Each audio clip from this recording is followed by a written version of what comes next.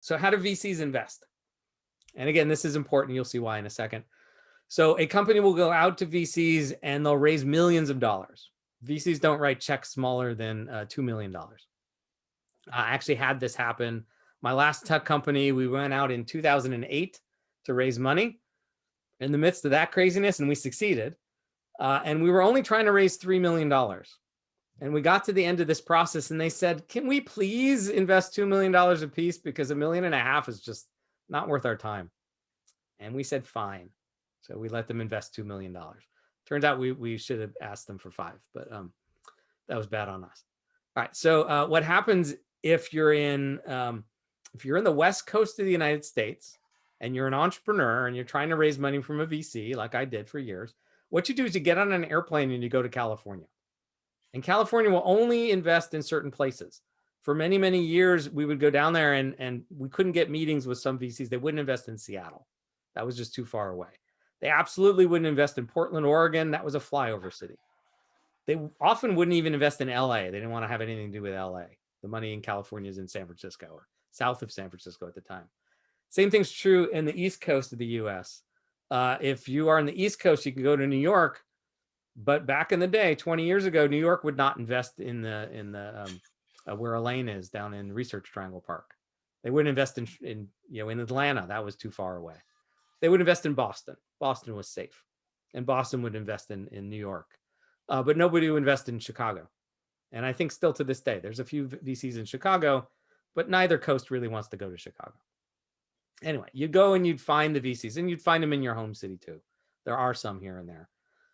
And if you succeeded at this process, then one of those VCs that you pitched would turn around and hand you an 8, 10, 12, 15-page term sheet. And the first term in there would be the valuation of the company, basically how much they're buying. But they're not buying that whole round. They're buying exactly half the round. And they're doing less of this these days. This is starting to get muddied. But back in the day, between 1961 and basically 2010, this is the way it was done. So the lead VC would write the term sheet, but would only write a check for half the money. And then they would give you a list of other VCs to go talk to, and they would introduce you to those VCs.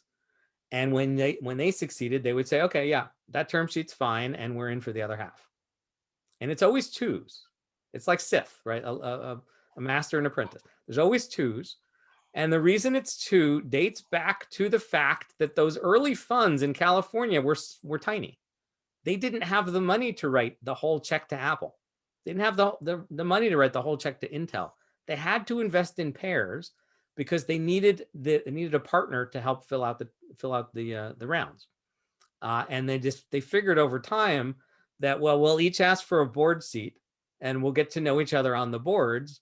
And the ones we like, well, we'll do those intros are the ones we like. The ones we don't like, we stop doing that. And it becomes an old boys club of who likes who. And literally, I've heard stories from back in the day where they would just go out to drinks, I don't know, once a week, once a month or whatever. All the different funds would get together, and over drinks, they would say, what have you seen?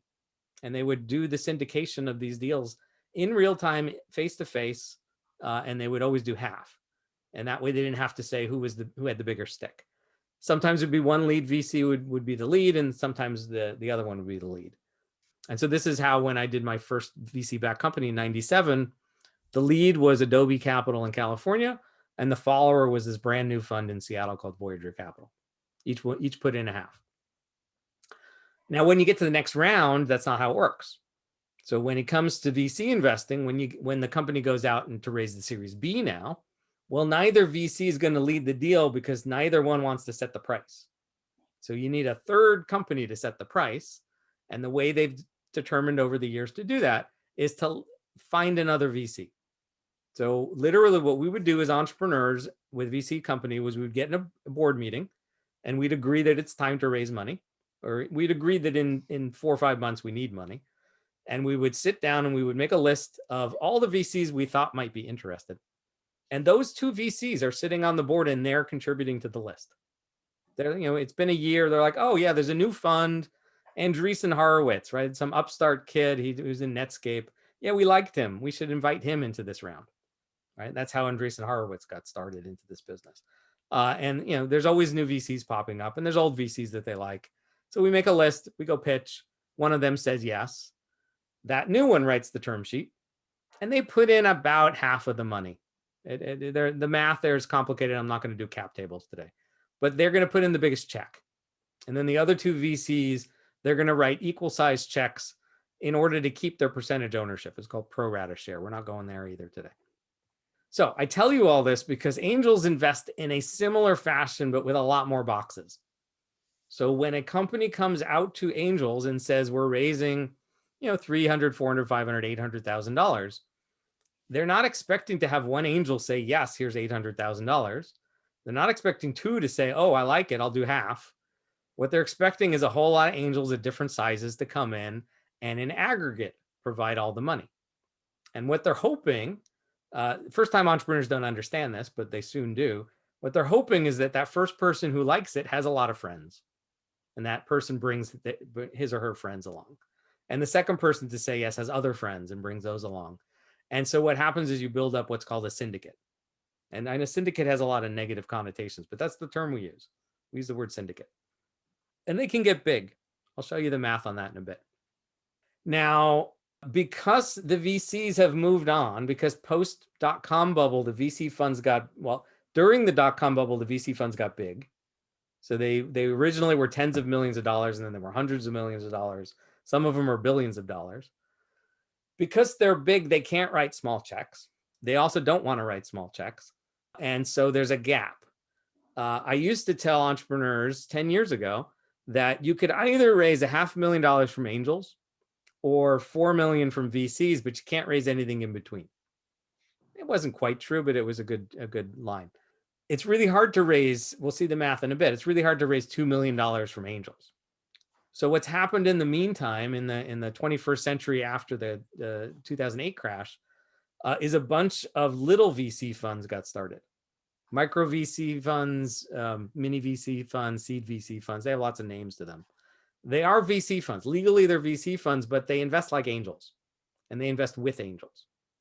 And so I've seen them where they write the same size check as an angel, and I've seen them where they write a check that's like 10 times bigger than an angel.